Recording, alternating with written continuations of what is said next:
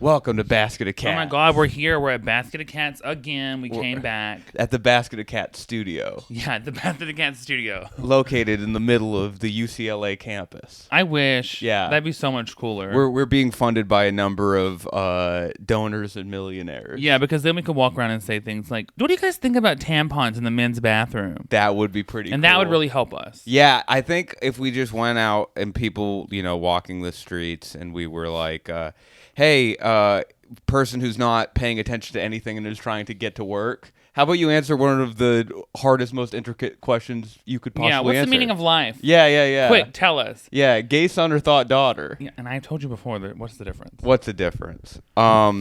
We did a show together. We did do a show together in San Diego. And let me just say, so bringing you into that show, I did not know the show was going to be what it was. I didn't know it was going to be a fundraiser. Now, San Diego, not wholesome place. When you think San Diego, you generally do not think LGBTQIA plus spaces, right?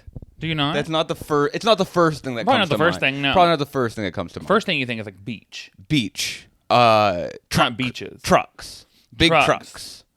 And small trucks is number 3. Yeah. So, but I didn't know it was a father-daughter fundraiser. Yeah, father-daughters who go camping together. Yes. Which was good for me because I have a huge chunk about the weird relationship fathers and daughters have. Which they were so into. Up. They were like, yes, give us more of that. Oh, yeah, queen, give it to us. And it was really good. It was a good time. That was really fun. That was a good... I mean, I got to say, the whole time you were talking and you were like, oh, this is like, I'm going to do all this, like, I don't know how it's going to go, blah, blah, blah.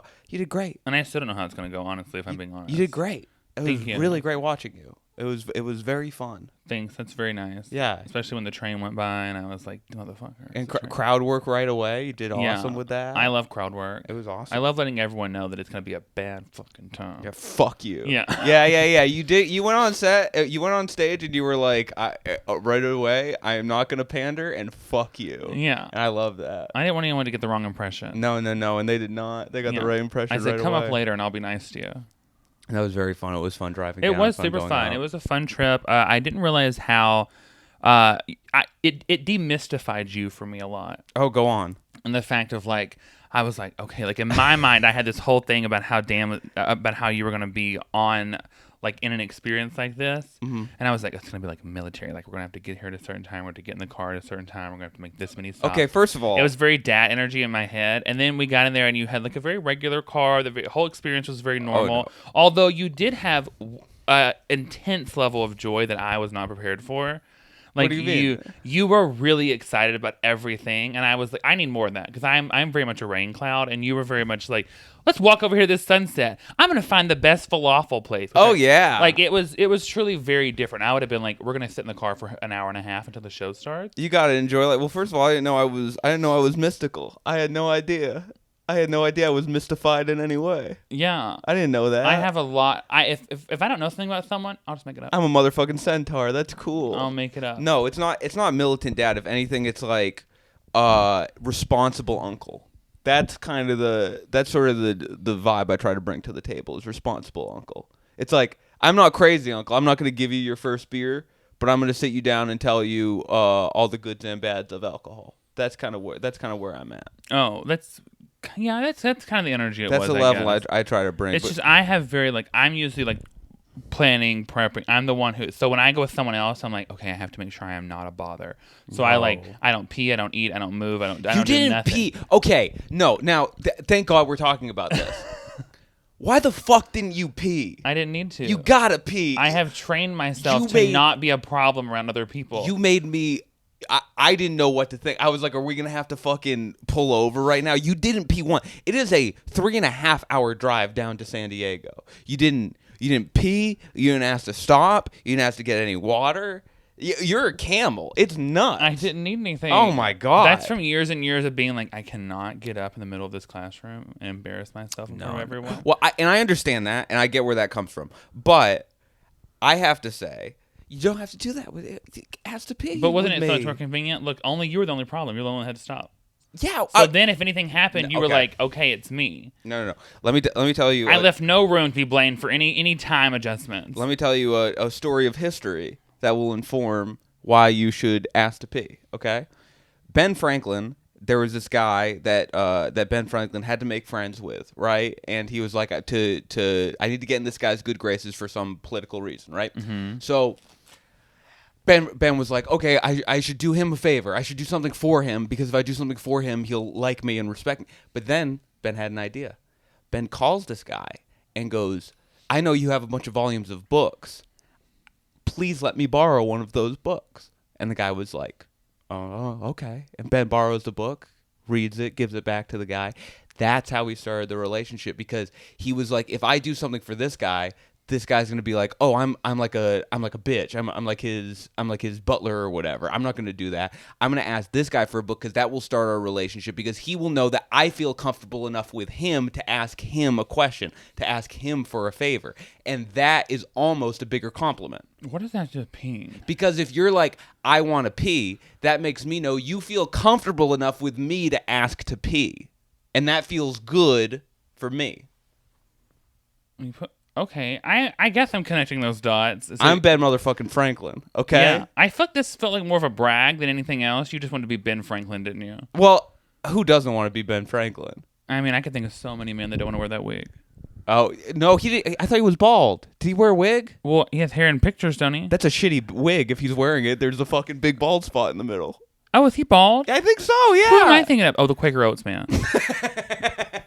Yeah, I was thinking of that person. Sorry. Also probably a cool Maybe guy. I don't know what Benjamin Franklin looks like, honestly. Yeah, Quakers were also cool. Yeah, I don't look at men. That's gay. Yeah, that's gay. But this is what is our group topic for today? Unless you have more to say about San Diego. Oh, no. Our group topic for today is kind of a quick left turn, but it's bullies / bullying. Oh. Yeah. All of the world's... That is okay, this is a heavy one. Yeah. I avoided it in San Diego. Yeah. No, there were... See, when we walked into there, I was like, these are all... Not all of them, but a number of those men were certainly bullies who grew up to start a family in San Diego. Oh, yeah. Yeah, absolutely. It was definitely white picket fence bullies. Oh, yeah. Bullies that got ATV money now. And you could tell by the way that they were, like, very excitedly, like, hooping and hollering for themselves before it started. Like, when they were just talking about their own charity or whatever it was that they were a part of every day, their own organization. Mm-hmm. They were so... That's how you know a good sign of a bully is someone who's so excited about the thing they do that it overwhelms the room. Well, because that's how they are in every space. You know, they were in school being like, fucking football! They were everywhere you go, you're doing that. Yeah. And that's not necessarily mean you're a bully. You can be excited about something. But that was, you know, the energy. So here's what I'll say to that. I think that bully in popular culture, now this is going to be a divisive thing that I say. I think bullies have been fetishized in popular culture. And I'll say exactly what I mean by that. Bullies and bullying has gone outside of the realm of just being like someone who belittles and minimizes someone else, generally someone who is vulnerable, so they can feel aggrandized. But I think bullying now is just applied to everyone who like fills out certain categories. Like if you like football, if you're loud, if you're like excitable, if you have bro-y energy, then immediately people will be like, oh, you have bully energy. I don't agree with that. I think that's because those stereotypes are attached. Yeah, you're correct. That is not a true statement. That's blanketing people. Yes. That's fake and phony. But I think that those stereotypes are either made... I think originally stereotypes are made for our little lizard human brain to identify things easier. Right. And so I think that for people that are looking for bullies, knowing those signs make it easier to avoid them. But then you run the risk of avoiding a really cool person who may be your friend and maybe the coolest person you've ever met and you guys get along great because you've now assumed that the two of you are too different. Exactly. But I'm sorry, I'm getting ahead of myself. I was going to ask you, or I could go first, what is your experience with being bullied, and then do you have experience being a bully? Yeah, I think everybody has both. I think because when you're bullied, you learn the defense mechanism of let me get someone before they can get me. Absolutely. Now, not to this. I don't think it's always the same extent. I think people that are bullies are they're at a different level. They're like, you can't, like, they're not defense mechanisming. They are like really in it to, like, that's an everyday thing. I feel like my experience of being a bully was very like, if I felt like something was going to happen to me, I would just shift the focus really quick. Right. Which is bullying for sure, to be like, well, that kid over there, or to point at someone else.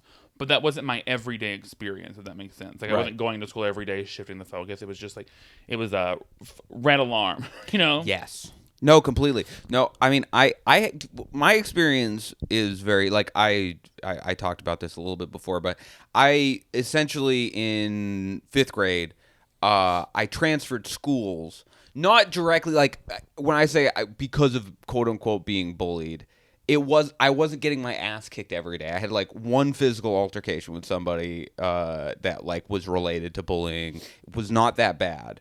It was like a high degree of isolation. Like, kids essentially stopped talking to me, and as much as teachers and stuff tried to goat them into like communicating with me and stuff, Which is even worse. they just yeah. Oh yeah. Oh, God. Boy, did they make it worse. Boy, did those teachers, like, literally after, you know, this kid fucking like on the football field or whatever had a problem with me and like tried tackling me and couldn't do it or whatever, and then I started crying and stuff. It was this big ordeal, and the teacher had to get me to go into school, and then I had to see the school You therapist. cried because you were untackable?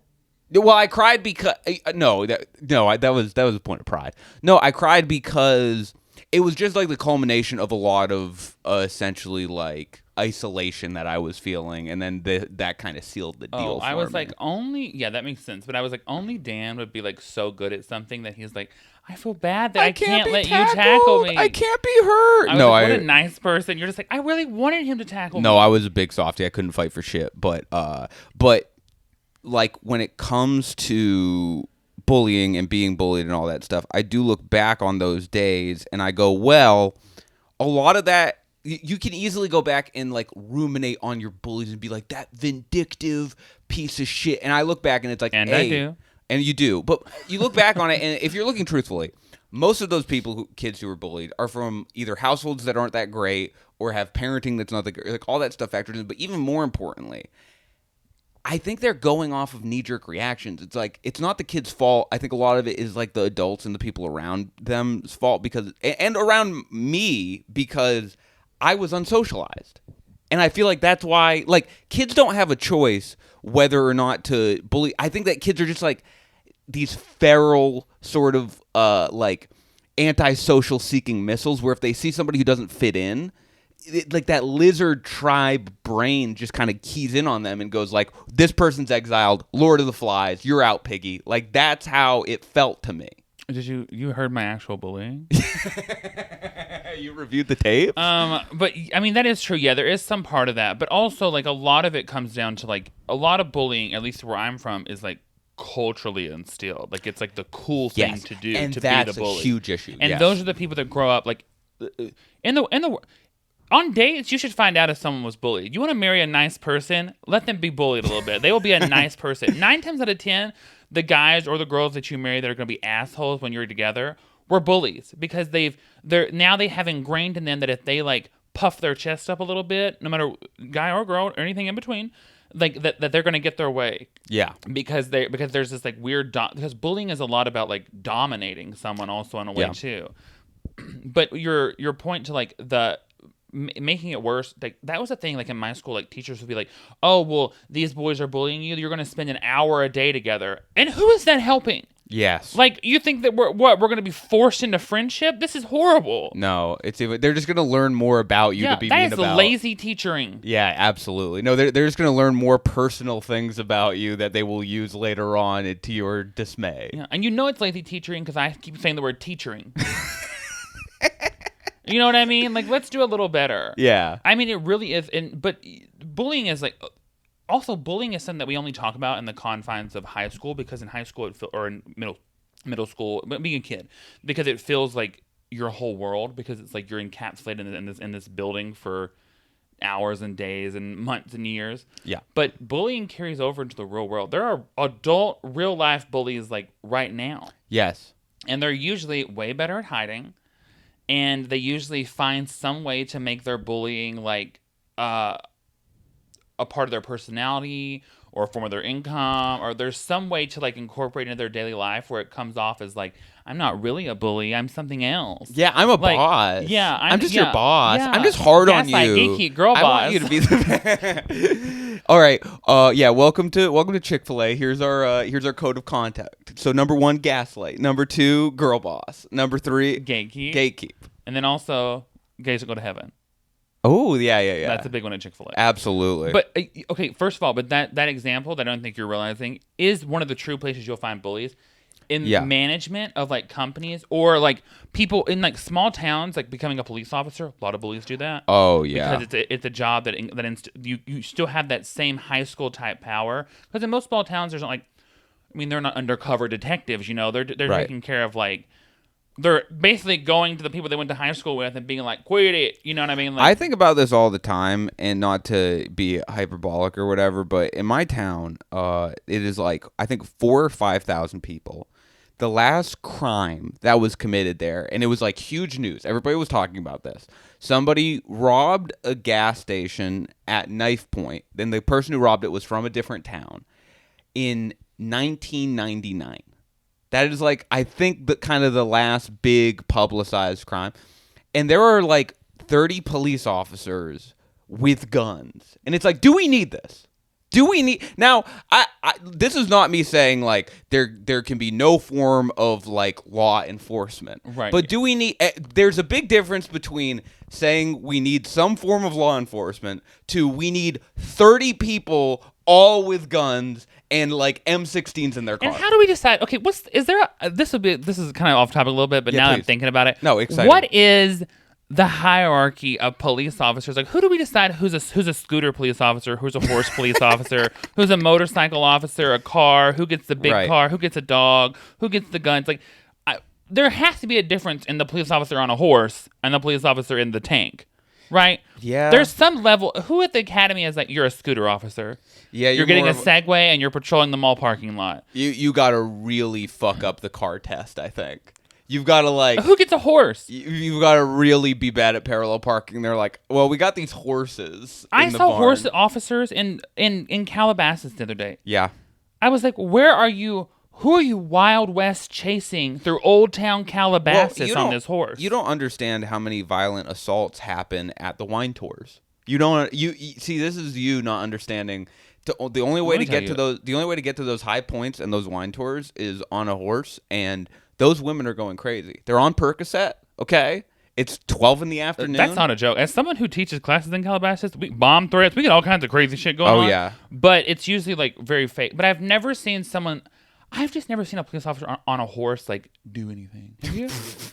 Like I've never seen them high speed horse chasing. I've never seen them I've never seen them leap over something like a little stable fence that was set up to like catch a criminal. I've never seen them lasso anyone. Well, I'm sure here's what I'm sure it is. It's like intimidation, and intimidation can lead to crime deterrence, right? But Are you I do wonder, intimidated by a man on a horse? This is what I'm saying. I do wonder if a guy is like, okay, I need to like steal baby powder from this Rite Aid for my family, and then they see a guy on a horse, and it's like, damn it, the Pokies are in and all town. of a sudden you hear that music.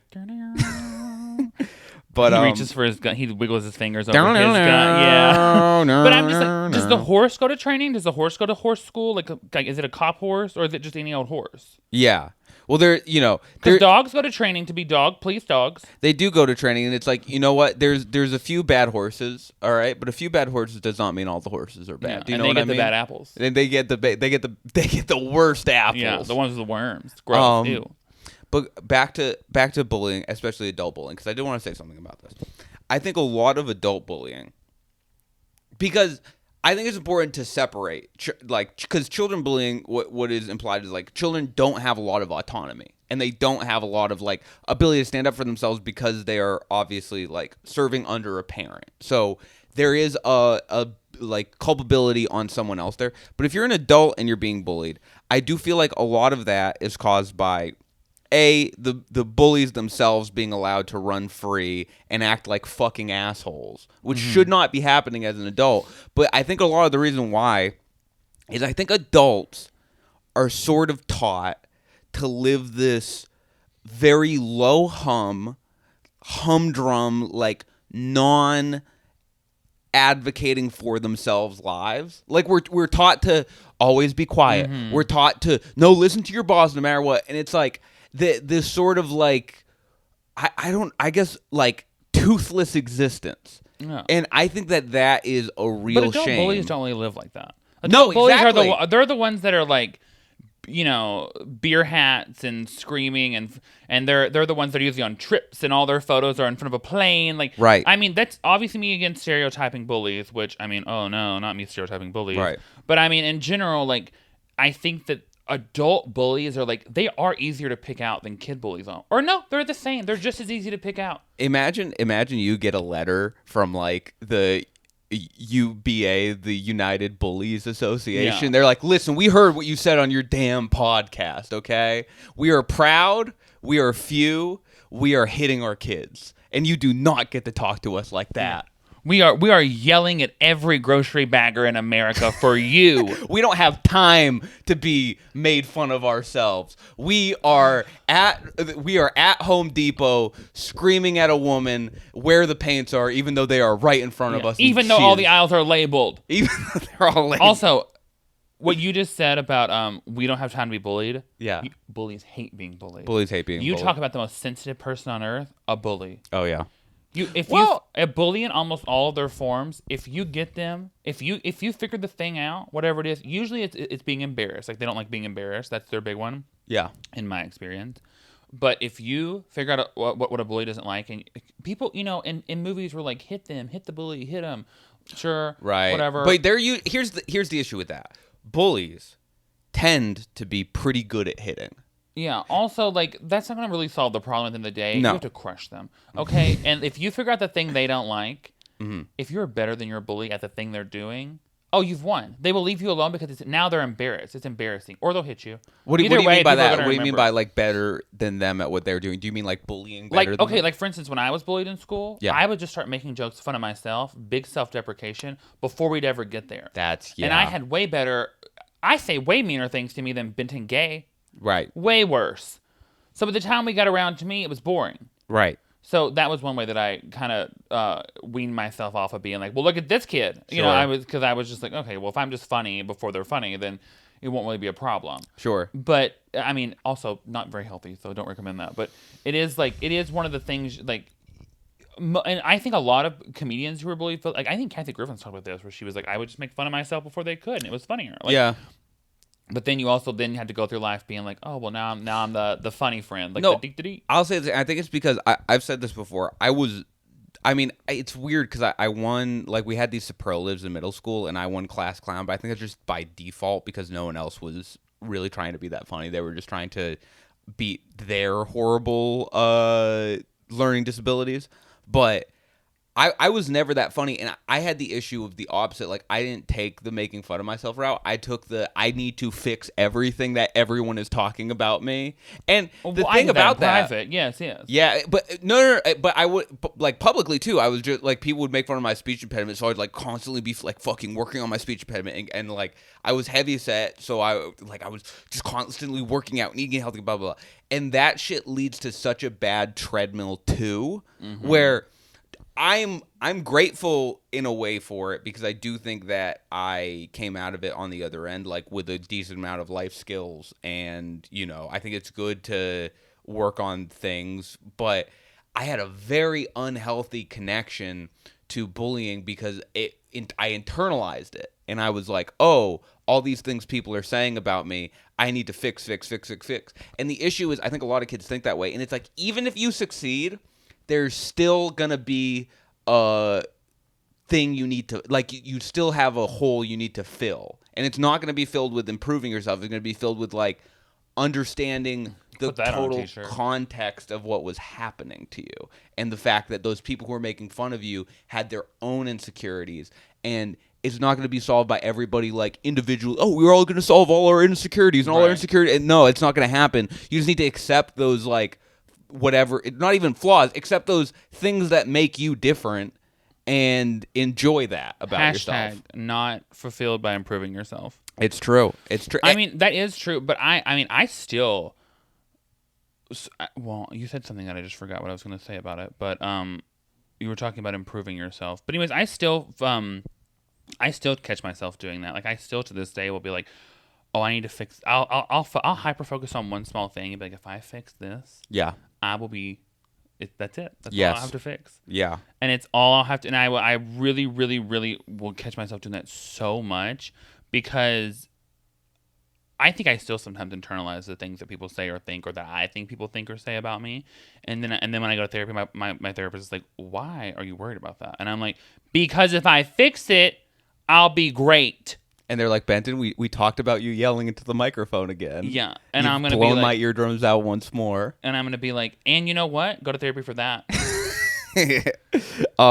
No, so, but on the topic of adult bullying that I want to get back to, I think because I went through the full cycle of being like bullied as a kid, working on the little things, then being bullied as an adult and not even knowing, because a lot of adults who get bullied don't understand that they're getting bullied. Okay. A lot of them are just like, oh, that's just like work, or that's just blah blah blah, or they'll Unless like, you had a speech impediment, we know. oh yeah, then they know. I had a bad stutter too. But that's I used to throw my head back and go, and then say my word. Yeah, but that's kind of like, at least you know as a kid when that's happening, like, oh, kids are going to bully me for this, so I need to be ready for that. But I think a lot of adults don't understand that. And I learned, and this is like a really important thing, that it's not that I've fucking figured life out in any way, but this is something that I did kind of figure out. Standing up for yourself is a skill. It's not something that you can just decide to do, like, boom, and I'm standing up for myself. You need to learn how to, because I had the experience of like understanding, like, oh shit, I'm getting bullied by these like other people, and I was like at college age at that point. So I was an adult. I was a full grown, like, I could vote, I could go to war, and these fuckers were bullying me. And I didn't understand how to deal with it. So first I was completely like, I would play dead and I'd be like, oh yeah, you know, I don't care. Like, and then I would do the second thing. And this is a really funny stage of learning how to stand up for yourself. I would go way over the top. Do you know what I'm talking about? Where people would do something. Well, I stay at the first one normally. I'm always just like, I don't know what you're talking about. Well, the second stage for a lot of people is someone will say something like kind of that is like, oh hey, like, nice shirt or whatever. But I'm not reacting to that. I'm reacting to everything everyone has said. So it's like, hey, nice shirt. Fuck you! Like going way over the top, way crazy. And then you have to learn that dealing with a bully is not like the punching the bully in the face sort of thing. Backfires a lot, because the real way to deal with bullying is just literally being in the moment and not shutting off what's happening. It's like, okay, this person's trying to get one over on me. They're trying to belittle me. I'm going to look them in the face, and because the biggest thing about like standing up for yourself is not like, you have to fucking kick this guy's ass. It's like literally looking in the face and being like, why are you doing this? What are you doing? It's so much more powerful to just show them, I'm not reacting over the top at this. I'm not showing a high degree of anger at this. I'm just letting you know I'm here in this moment. I'm not going to shut off because you're trying to get one over on me. What are you doing? And a lot of the times, it's like when you fucking shine a flashlight at the monster and it's not that scary anymore. That's when you catch the people who, like, nowadays people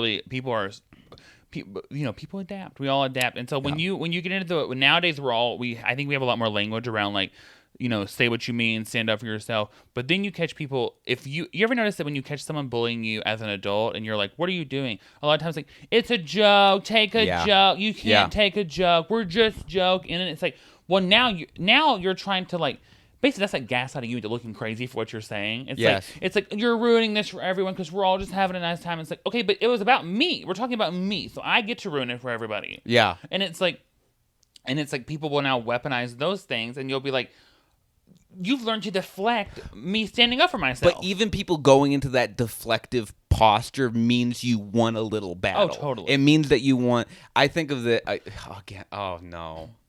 I was about to do another hyper straight analogy. Good, go for it. One of Dan's hyper straight analogies. I'm really getting used to them. I used one yesterday. Yeah, the poker one. You did really great. this boxer who actually ended up losing, but he said something very interesting about the person who was boxing. He was boxing Floyd Mayweather, who was like undefeatable, like unbeatable, completely like solid, and he's undefeatable and unbeatable. Undefeatable, That's unbeatable. Crazy. At this time, and his name Sugar something. I forget his name, but Sugar was in the name, which is pretty cool. And Sugar Ray, the barbecue sauce. Sugar Ray, the barbecue sauce was Is that it? Or it's Baby Ray's? Baby Ray's, yeah.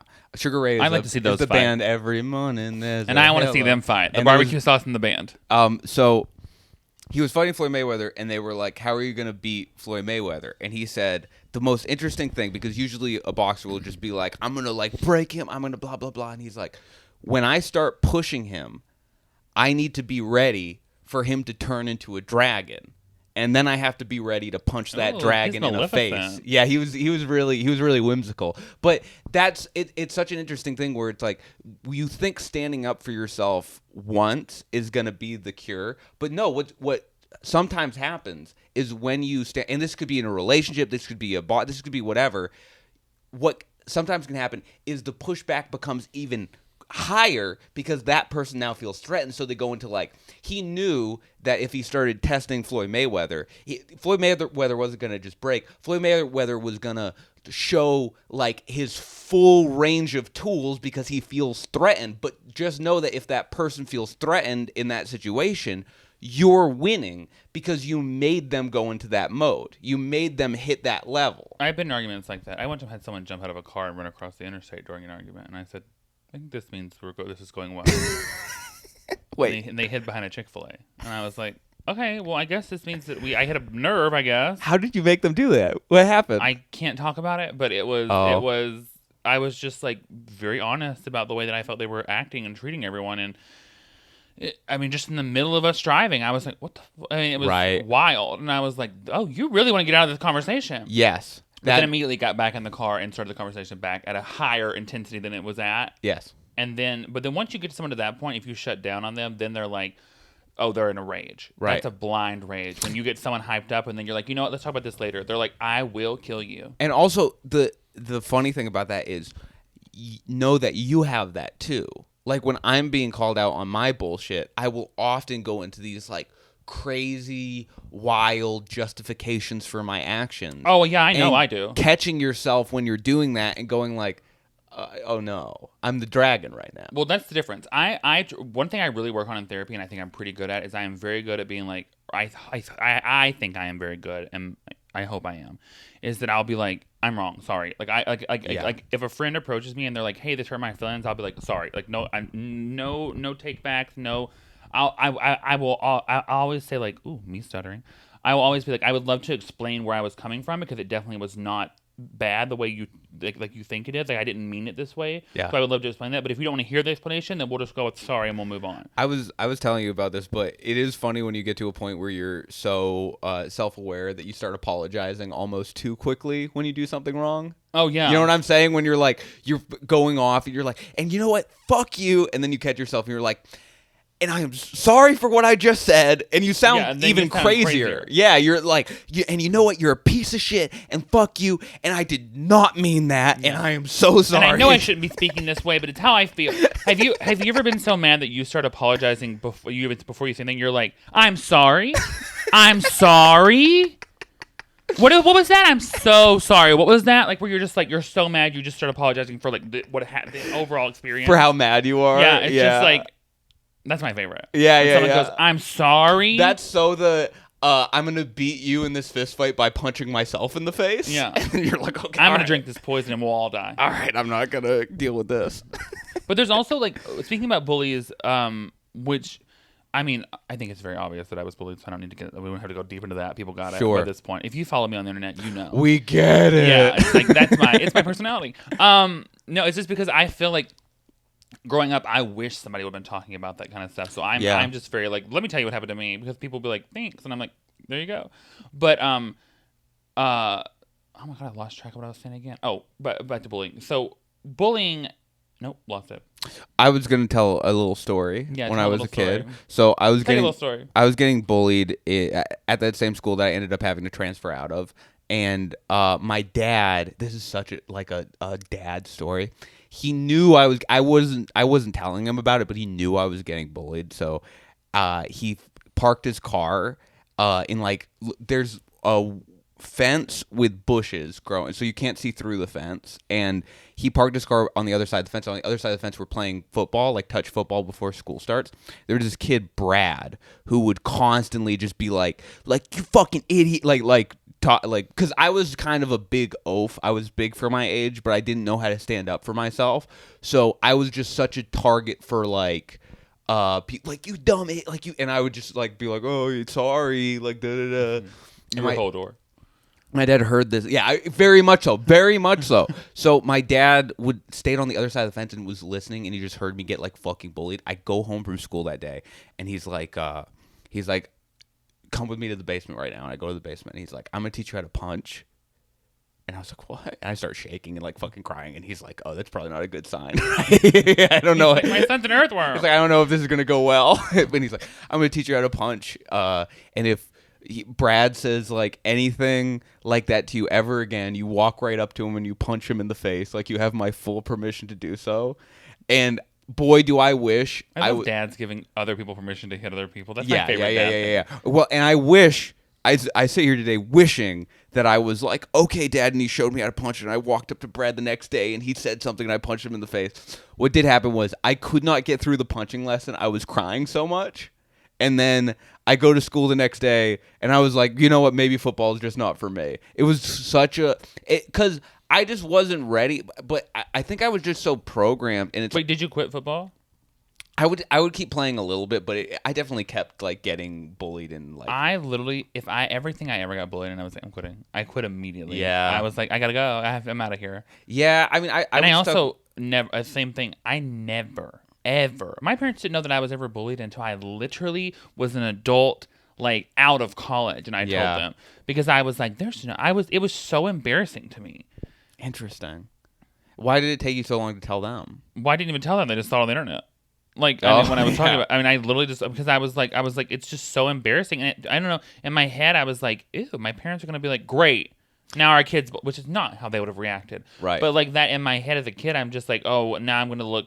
I don't know. Being bullied makes you feel not only bad, but it makes you feel like everyone thinks there's something wrong with you. Like there's something weak, and it makes you feel weak, and it makes you feel scared, and it makes you feel so many more things than just like embarrassed. But this is the issue I think people get in when they're thinking too individually and not enough as like a collective, because collectives work best when there isn't bullying. That doesn't mean collectives work best when there's no accountability. Like, I think people should be accountable. And if you're doing, like, when I was a kid in school, I was definitely doing weird shit socially. Like, I was wearing fucking the same sweatpants every day, and I was dropping food all over myself, and I was screaming and shit. And you were made for LA. I was designed for Los Angeles, what everyone in LA California. does literally daily. I walk outside doing the same shit I was doing as a third grader, and people are like, "Oh, Tuesday." They were like, "Icon, legend." Okay, work, yeah.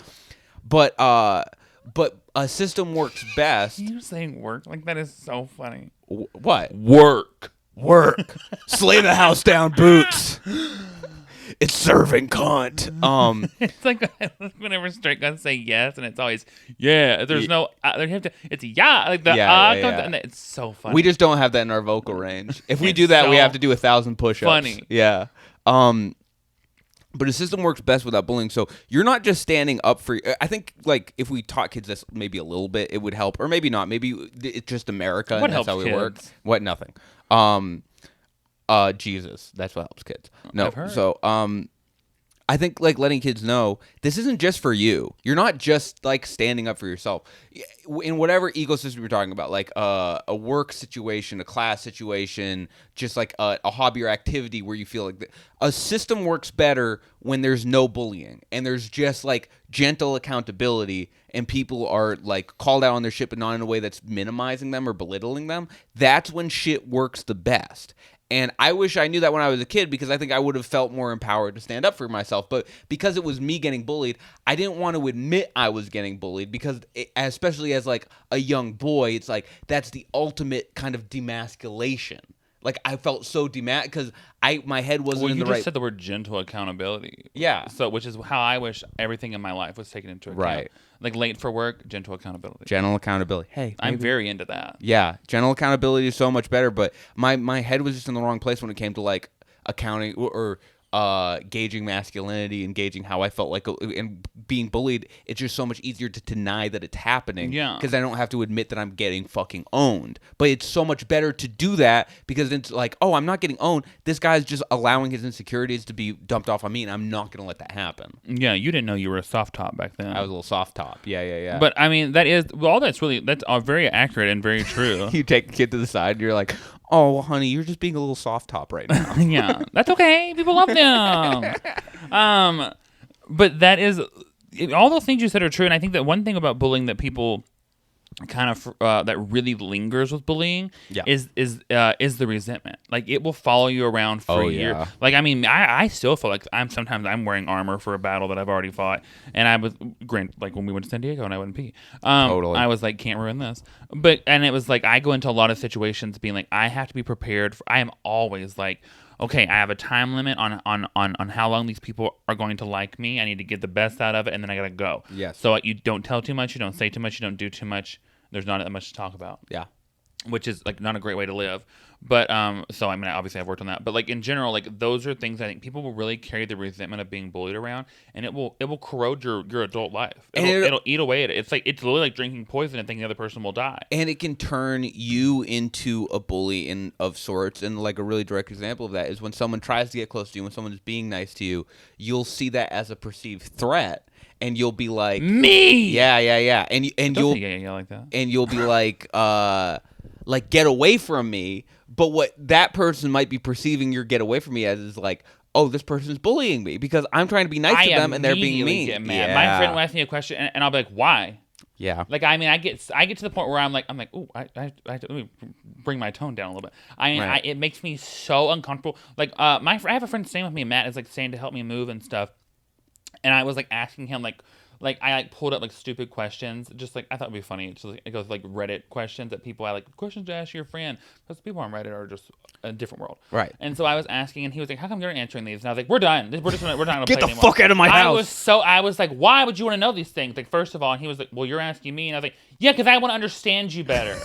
And he was like, "Well, that's why I would ask you." And I was like, "It's none of your business." It makes me. I'm like immediately like I'm burning the ship. So funny. Laugh riot. Riot. But yeah, that stuff will really corrode away. Like, you have to work on it. And also, as an adult, when you're going back to your point about standing up for yourself, with adult bullies, you have to. The standing up for yourself can feel. People tend to be like, if you say something about like being hurt or offended or bullied as an adult, people will typically be like, well, yeah, but you're an adult, so it doesn't matter. Like, it's fine. Like, like you have this or you have this going on in your life, and it's like that doesn't replace the feeling of like loneliness or the feeling of like being left out or feeling not a part of something. That's why in the beginning I was like, I think it's so much more important to be in the moment, because you don't necessarily have to use those like you're bullying. You don't need to say that, but just being in the moment, understanding when it's happening, like clocking it, and then being like, why did you do that? Like, what's the point of you speaking to me the way that you're speaking to me right now? Do you think that this is the best way to get what you want is by talking to me like this? Because I'm going to tell you it's not. Those sorts of things, it's like... And then your boss fires you. Yeah, and that's the issue is I think a lot of us are put in these situations where we're subservient to people in ways that we shouldn't, and that we're naturally... Our brains don't work that way. Our brains are... Like, I think that... Well, especially in Hollywood, like an industry we're in, like you're literally if you work, I mean, not everyone, some people are great, but in general, like if you're working with someone, it's like you're supposed to be void of all human needs, wants, and you're supposed to be like another appendage for this person. And I think maybe this is me having too much faith in humanity or the human race, but whatever, that's my sword to die on. I think that people's brains are made to see each other as equals, and we are, like you said, societal pressure and shit is made to make us see each other as non-equals, or you're born into... I agree with that too. Yeah. I don't know that it's societal pressures, but I do agree with this statement. I think that like most people that feel better than or that elevate themselves above someone or take on a responsibility if I'm better than you and you need to learn from me or do this for me, are people who feel really bad about themselves, and something, whether it be money or attention or fame or something, has made them now feel better. Yeah. And so they've hung their hat on, as long as I have this, I'm better than you. And they have to keep that up, because it also can be really triggering to go back and be like, we're equals. There's difference between that and authority. Like, I do believe certain people are authorities on certain subjects and like deferring to them. But that doesn't. I think that we're not made to have kings, and by that I mean I don't think we're made to have people that we are supposed to wholesale feel below just because they're born into a certain situation or because they occupy a certain situation. Like, perfect example, a boss that does not know anything more than you, does not work harder than you, does not like and everybody's had a shitty boss but like was this. at the company longer. But was at the company longer, so you're supposed to like bow down, and it's like we're not made to do that. Or we talked about this, I think, a couple episodes ago, where we talked about like also celebrities, like putting all this emphasis on like celebrities, like they're just people, but like seeing them as if they're like them saying hello is the nicest thing you've ever experienced. And the perfect example, or the perfect thing to say about that, is that is bad for both parties. It is. That is, it puts too much pressure on everybody. They'll tell you, and people who work with them will tell you, you are not made to. Sure, that person was great in Spider-Man, or that person was great in whatever like comic book movie you saw, or whatever. They are still just people, and you're not made to see them as above. That doesn't mean it's like a natural and they can be good or bad, just right. like everybody else. Like, it's wild to be like, well, you played my favorite character, so you're the best person on earth. Yes. It's like, that's not how that works. Like, you can really enjoy that thing, but we have to move on from it. I completely agree. But I mean, I do think that like the pressures of like having something makes people feel better, and then it is really scary to be the person in power and to be like, oh wait, let me remember that I'm a person, we're the same. Because then it takes away all the armor you've built up. Right. And that's why you hear these stories about celebrities like having these freakouts and throwing staplers or phones at assistant or whatever, it may be, we can Google. It's because like that is, sure, that person might be shitty, obviously. That's a shitty thing to do. And yes, but it's also like years and years of this like built up armor and these people around them making them feel like they are above and beyond a regular person. Yeah. And then the minute that smaller person says like, you just quit acting like this. Well, now you've erupted the volcano. You set it loose. Right. And no one is, and then you run the risk of being in the position where like, if those people come forward and be like, hey, so-and-so threw a stapler at my head, then you have to be like, yeah, but they gave you your first job. And you're like, you son of a bitch. Like, exactly. Stratifying people and not seeing people as equal inevitably leads to the downfall of both parties. That's always how I feel.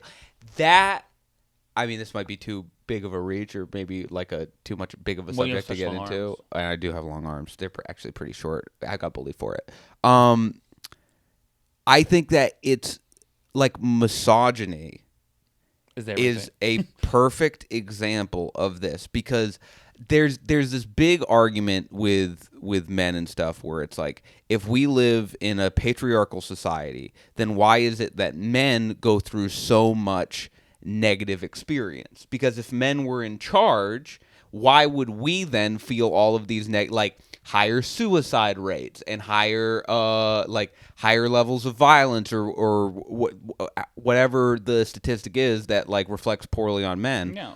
Well, misogyny affects men the most. It affects men the most, but because mentally, what you're doing is you are stratifying society. You are putting yourself above this other group of people, in this case being women, and when you stratify society, what you do is you put all this pressure on yourself too. Yeah. Like, that's another byproduct of it, and that's also not healthy. It's like it's initially shown as like you have this power, like you have power over women and they're meant to like serve you and da da da da. When you think that way, it will inevitably lead to too much pressure, because again, I don't think the human brain is made to see people as unequal. I think it's made to see people as equal. So if you put this person in this state of unequality and you take the power away, you put all this responsibility, like I need to fucking blah, blah, blah, blah. And that causes all of these issues that you see with men being like, oh, well, like, oh, we can't talk to each other and we can't da-da-da. And it's like, yeah, well, it's because you put this whole this group of people into this subcategory, and now you're dealing with the ramifications of that, which is all of this extra feeling of pressure and sadness and, like, desire and all this shit. And it's like, well, that is the result, unfortunately. Yeah. And you need to, and, like, healing from that is, like, kind of part of that is resolving that. Also, sort of, healing from anything hurts, so it's Yeah. going to be a little uncomfortable. Gonna be Because I mean, I'm kind of working on a joke about this exact thing where it's like so many of the things that like men fear they built themselves, like being bullied, being called gay, being called weak. Like those are all side effects of misogyny. Which so it's like when I say misogyny affects men the most, like obviously it affects women like directly. Yes. But like indirectly, without like very insidiously, it affects men in a way that is like.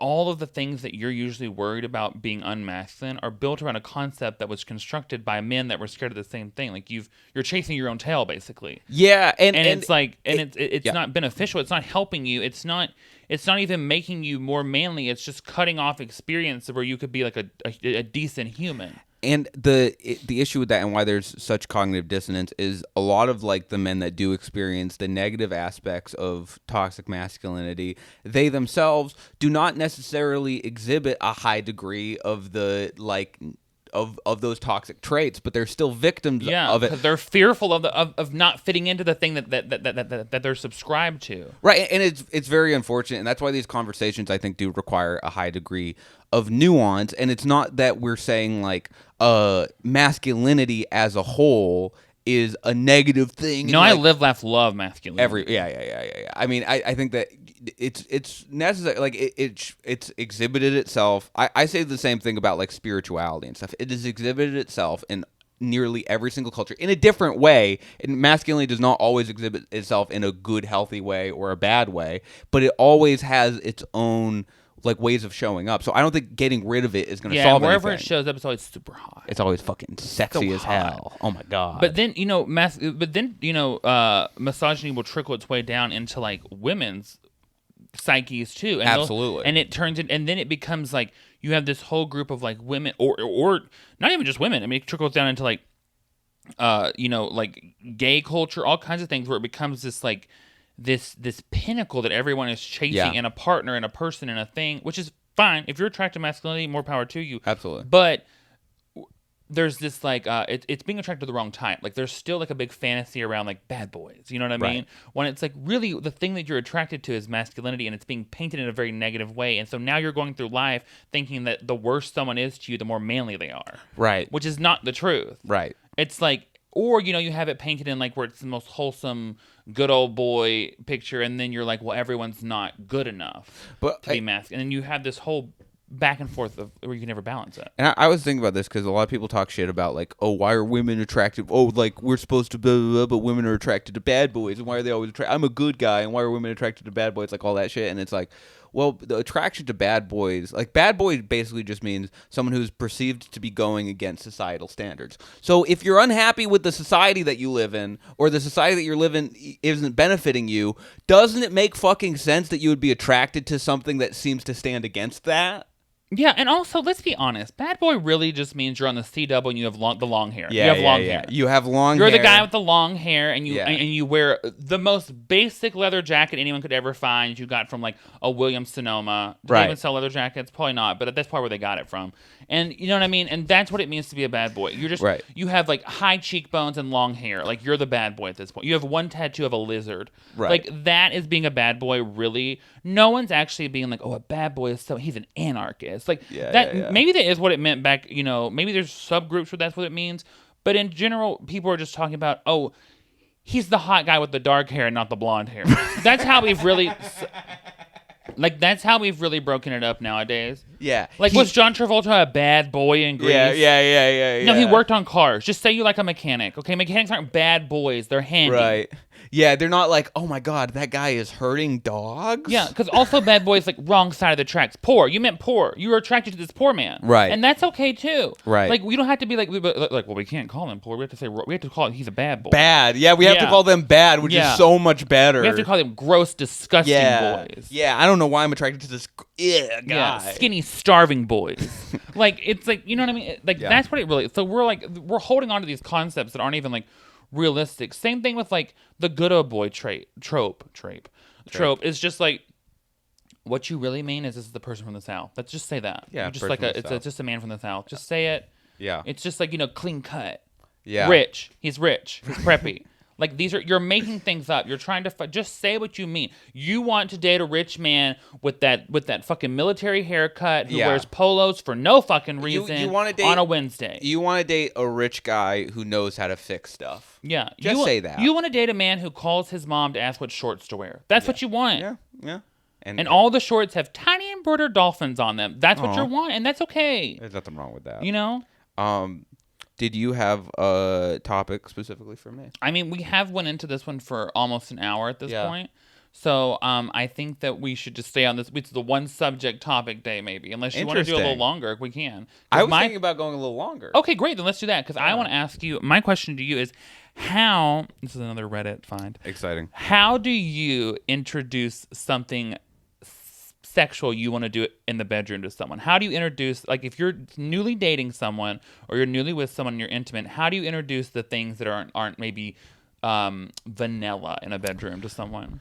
I always ask, but there's a specific way to ask. I think it's like you knock jokes. Yeah. You what you do is you spray paint the side of their apartment building anal question mark. Yeah. And that's how I think it's just being like, I think that was the spicy one you went to. You were like, so tempted.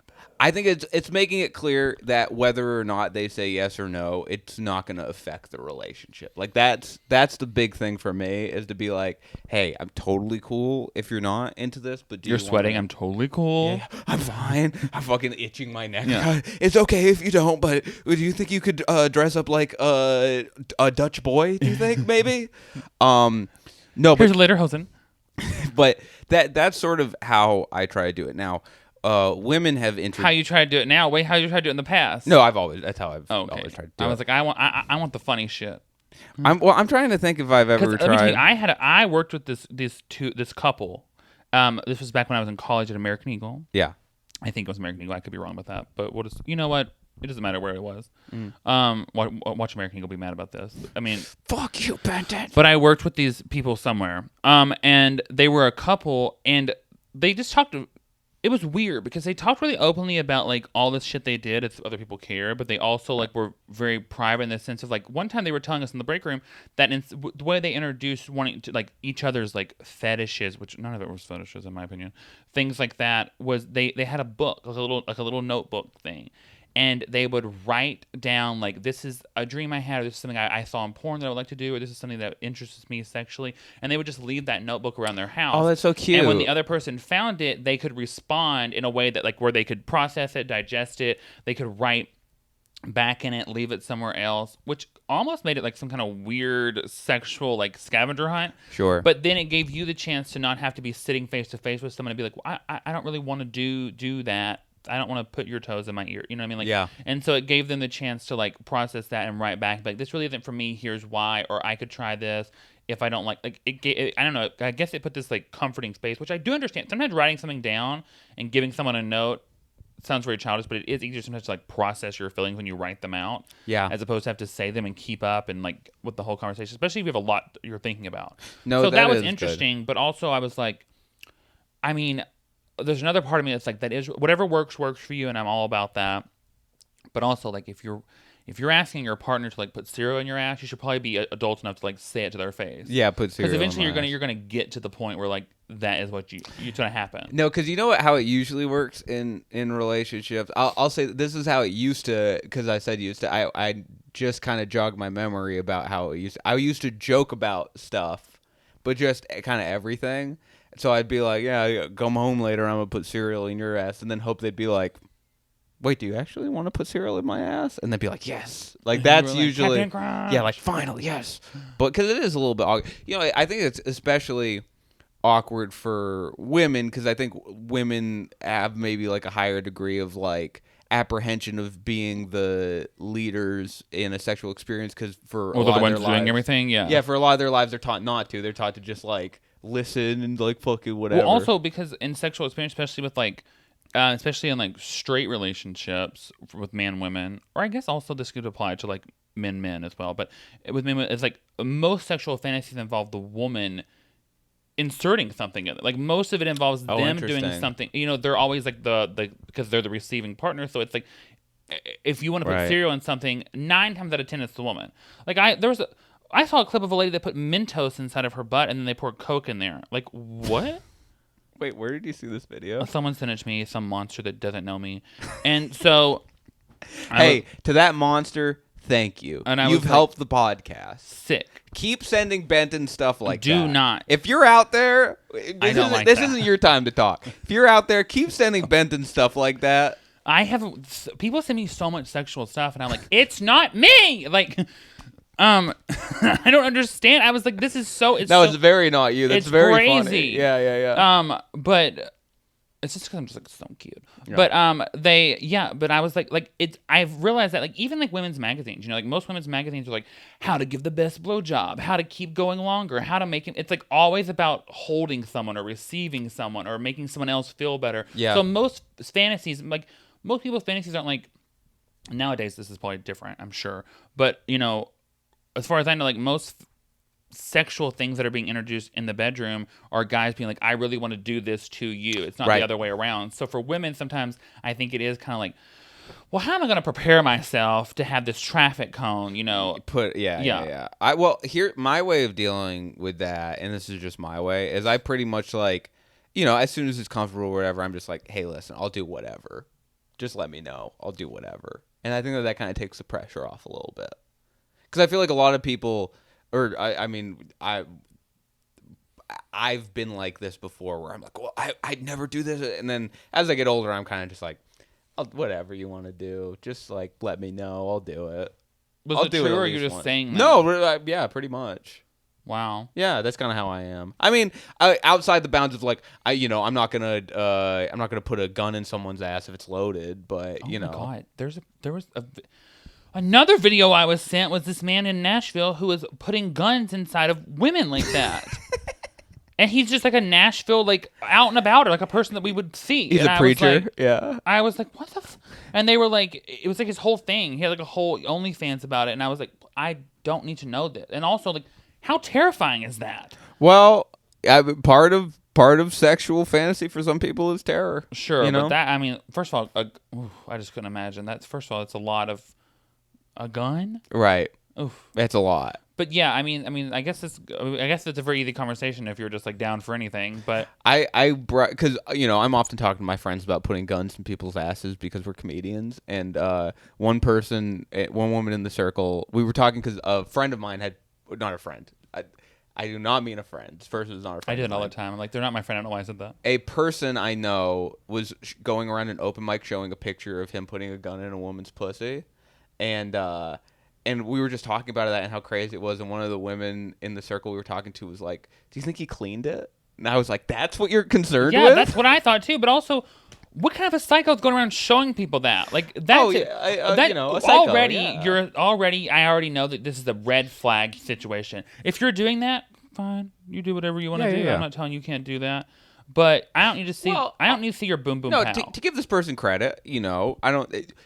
He was asking. He was like, "Do you want to see a picture of me putting a gun in a woman's pussy?" And I was like, "Obviously, yes." So I was a consenting member of this exchange of seeing the picture of him putting a gun in a woman's pussy. But I just want to know how that went. How that went down. Can I take this picture? Can we do that? Like that is so interesting. That whole talk had to be like, it was either a breathe, like of course, or it was like, let me really think about this. Yeah. Was the gun loaded? Like, you know what I mean? There's a lot of... Such a good question. Was the safety on? Yeah. That's a great question, too. Was it wearing a condom? No, it was... No. The answer was is it no double safety? Yeah, double safetied.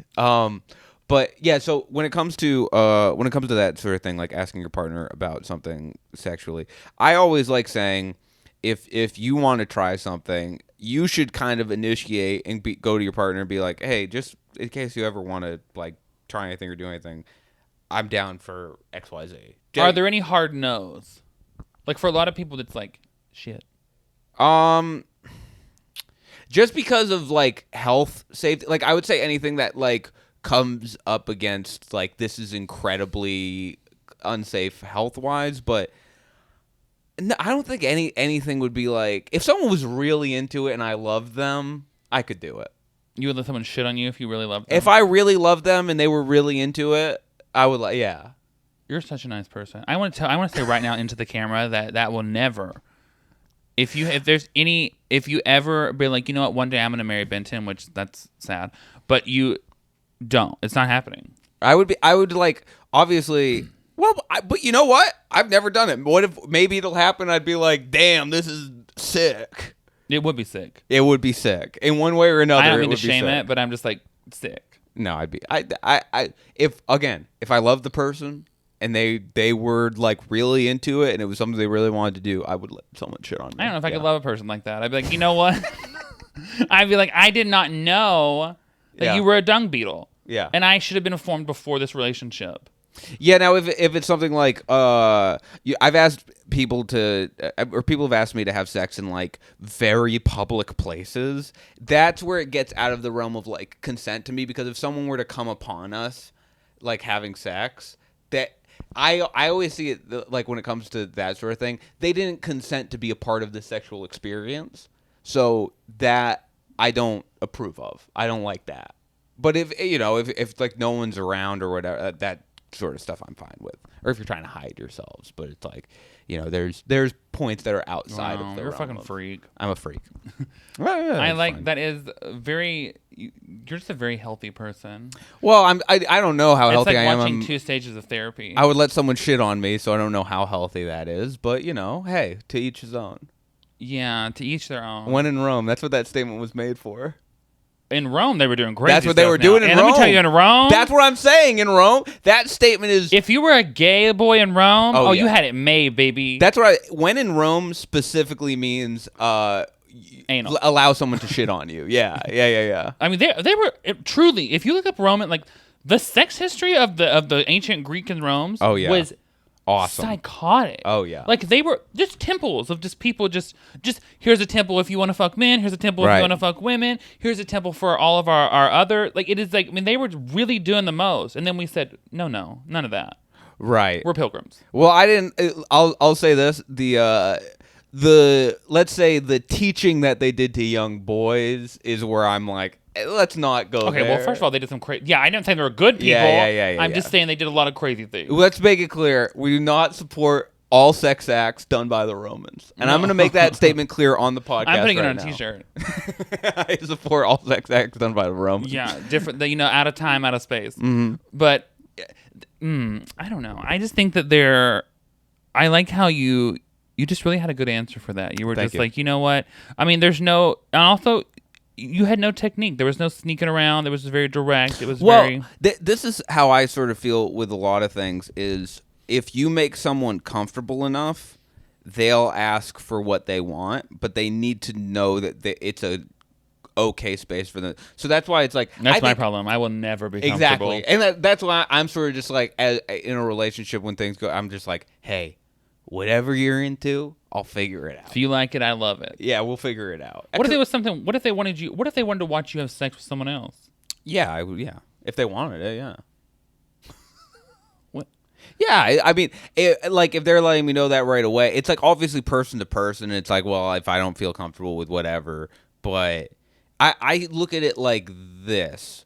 When you're involving, like, it's the same thing with the public sex thing. If you're involving another person, that adds a dimension to it. But I'm kind of just saying, like, one-on-one, kind of whatever you're into, and then if like other people want to get involved, that's like a thing-to-thing basis. I had a friend that liked to watch her boyfriend make out with other guys.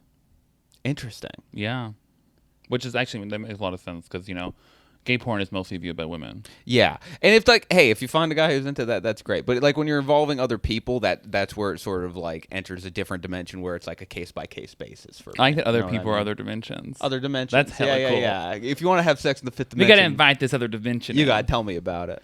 What was your topic? Plants. Plants. Plants. What about them? Do you like them? Yeah, I have all kinds of plants in here. And what do you feel about them? Well, I grew up. My mom had, shit tons of plants. Like I grew Okay. up in a fucking jungle. Sure. At some point. I mean, like, so I just like them. I mean, I don't know. I just think that like one, they make everything look. I mean, I'll be honest. They just look good in pictures, and I'm just like, that's what I want. Do you feel any sort of emotional connection No. to your plants? Nothing. I mean, I like them. I don't want them to die or anything, but I'm not like, I don't like name them or like talk to them or anything. I give them water and food, and I put them in nice little pots and jars, and then I let them live their life. I don't think they want me to be bothered by me. I have one plant, and it's a real work in progress.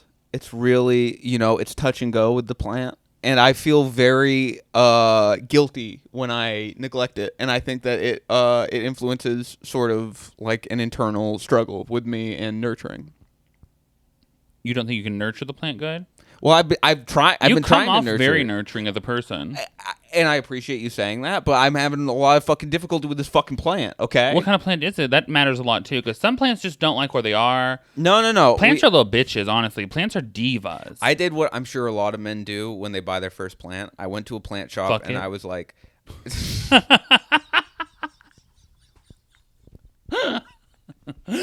I couldn't resist that. It was so good. it was very funny. Time. That was very funny. No, I went to the plant shop and I was like, which one of these plants can take the most abuse?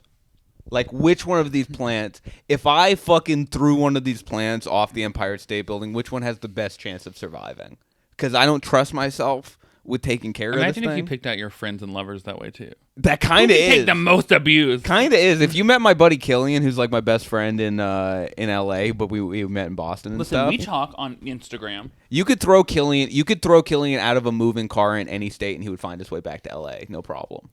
He's like a cat. Yeah, he's like a water bug. What the fuck does He's that like mean? he can survive on land and sea. Ugh, water bugs are terrifying. But no, I do like. I think plants. It's interesting because it's like a beginner level living thing that you have to take care of. And Beginner level. It is beginner level. It's beginner level. That's a Tamagotchi, girl. That's true. That shit was impossible. Did I had your a friend that had Tamagotchis die? 4 Tamagotchis alive at one time. That's nuts. That's a full-time And they were job. thriving. That's a full-time job. Truly. That's a full-time job. That poor thing. No, but that was kind of all I wanted to. I was wondering about you and plants. But I mean, like, why did you get this plant? Just to see if you could keep it alive? Well, I think like any decision I've made in my life, a woman told me I should, and then I was like, okay. My girlfriend was like, you should get a plant because I think it would make your apartment nicer. She was completely right. It does. And also, It does. I'm surprised you didn't have plants already because of all the health benefits of having a plant in your apartment. I know. It cleans the air. It's that's all the one I know. This one, I gotta say, I think this one quit a long time ago. I think this one is. It's obviously the thing about plants is plants are a good. I'm spiritual. Go ahead. Plants are a great metaphor for being a person, especially just for being a person in general, because plants are the kind of things like if they're in the wrong space, they don't grow. If they're not getting the right thing, they don't grow. Yeah. And we as people are like that too, where sometimes we blame like, oh, well, I'm not being you're in the wrong surrounding. You're in the wrong place. You're at the wrong time. Move. You're not a tree. Move around. Right. Like you plant. If you're not growing where you are, plant yourself somewhere different. Great Like, way to put it. That's what a plant can really teach you. I feel the same way about because I like deep emotional connections. I make them inside a lot, and so like sometimes when I go on hikes, I'll be like, this is a good metaphor for life because it's really hard to get to the top of here, but the view is worth it. I completely agree with you. And then it's all downhill from there. And you know what I mean? So I'm like, I do those kind of things a lot, and plants are one of those things where I'm like, even when plants die, sometimes like if you dry out flowers, they're still iconic. You know what I mean? They took on a whole new level of beauty. So Still iconic. yeah, they really are, and like that's the way that people are. It's like you're not really. You said this metaphor the other day when we were going to San Diego.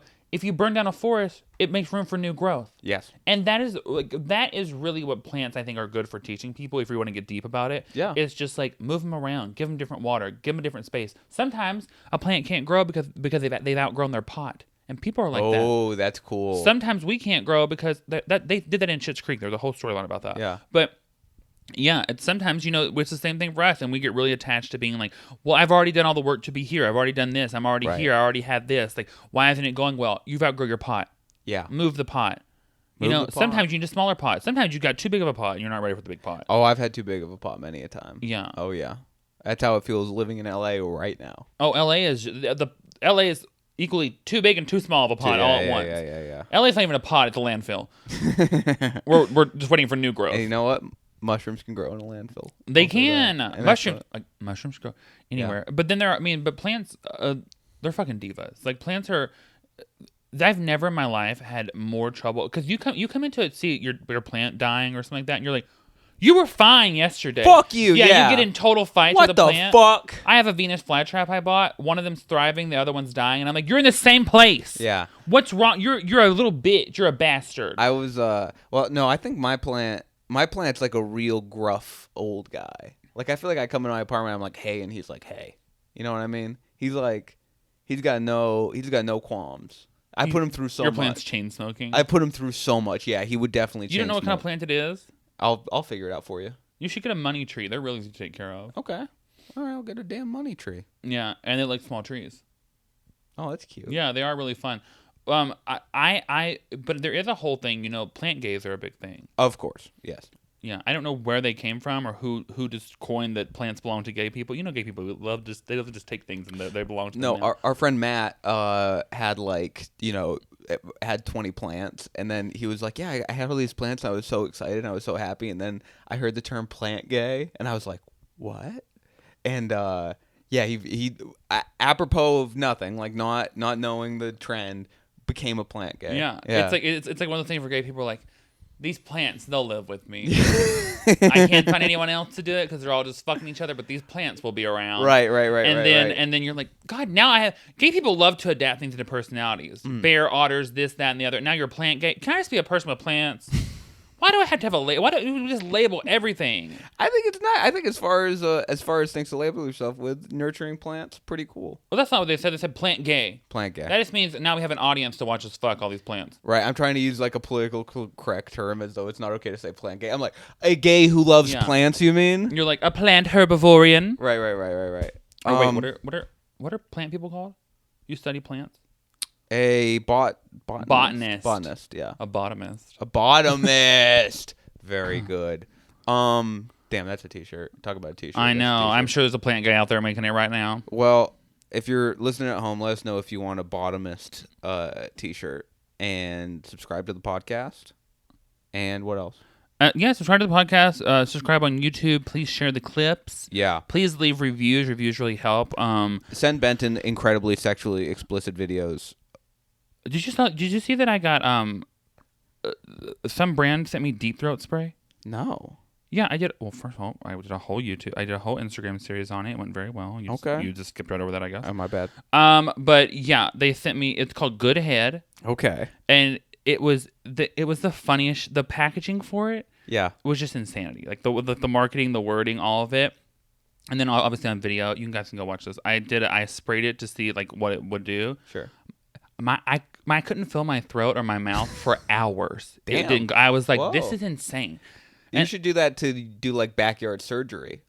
You know what I mean? Oh yeah, just spray the wind. Yeah, just spray wherever you want. It's just pure lidocaine. Yeah. That'd be cool. It was crazy, but it came on a keychain, as if I'm gonna just be going around. I was like, who is watching me on the internet? And they're like, this one right here. That's a form of self-defense. Okay. You know how, like, on a keychain, just like a pepper spray, right? Oh, yeah. I can put it with my pepper spray. Could you imagine getting confused? Oh, yeah. It's like, all right, well, this isn't working, so, all right, well, let's fucking do this. I get a lot of... Oh, my God. I get a lot of shit for having pepper spray. Do you have pepper spray? No. Of course you don't. I should. I mean, there's no reason for me not to. I get so much shit for it. Every time I valet my car, the valet goes, do you have pepper spray? Every time. I'm like, yes. Wow. Like, why would I not? I need to be. The valet says that to you? Valet, I get it all the time. If I'm checking out, like mostly guys. Women never say anything about it. But if I'm checking out like a grocery store or a guy or something, they'll be like, "Is that pepper spray?" And if they're so confused that I have pepper spray, Yeah. and I'm like, yes. Well, they see that you could. I'm wearing up. a tutu. I need the pepper spray. But they even in that tutu, you could fuck up most attackers. Listen. Most pepper spray to assailants. me, it's not about the fact that I'm like, of course, yeah, we can all hit somebody. I want you to be back there. I want to be able to pepper spray you and just step over your body. You're and walk completely to my correct. car. You're completely correct. You're completely correct. I completely agree with you. I don't know why. You know why I don't have pepper spray? Because it's the same reason why. You said because they have these guns. Because I have these fucking guns. No, it's like I guess I don't really have a reason why I don't have pepper spray. Maybe I should you just don't know. some. See, that's one of those things where subconsciously you're like, I know I won't be harassed like that. I guess so. Yeah, I don't. I guess I don't get harassed very cool. often. Yeah, I don't feel threatened very often. But maybe I should. Why do you think men started calling their arms guns? Where do you think that came from? Where do I think it came? Where do I think it came like this is from? something Men, you should know. Men This is calling your their culture. arms guns. Oh well, I think because arms also means guns.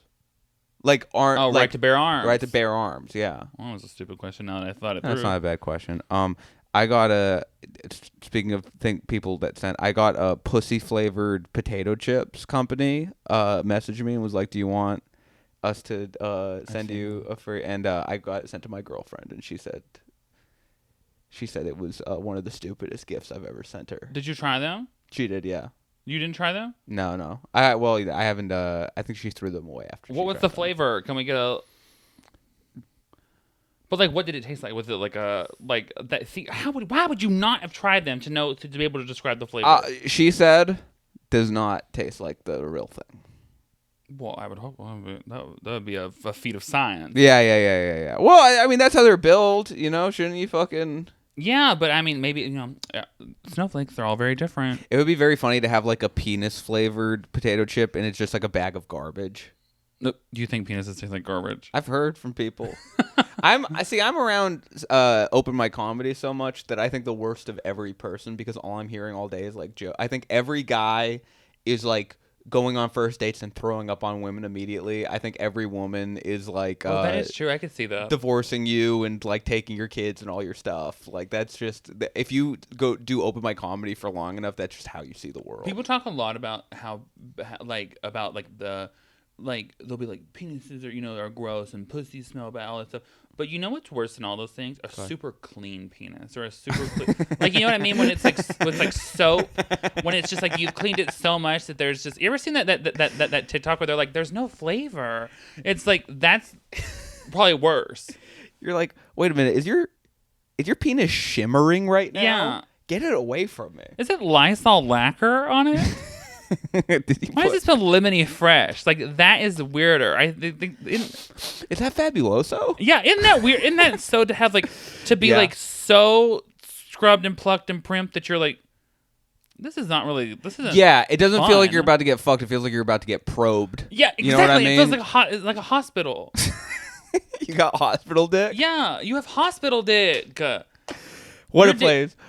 You know what? Your dick should come with Jello. It's gross. We were gonna sign off. Boy, am I glad we kept going for the extra 10.